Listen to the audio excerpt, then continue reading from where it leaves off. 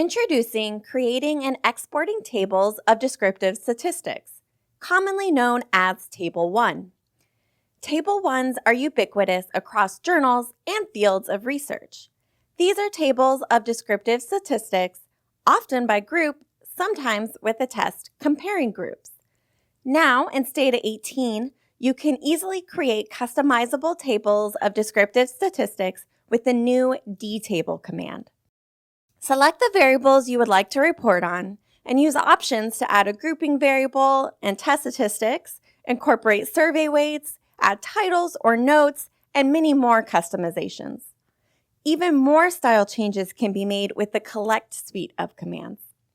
Then export your table to a variety of file formats, including Microsoft Word, Excel, PDF, or LaTeX. Learn more at stata.com.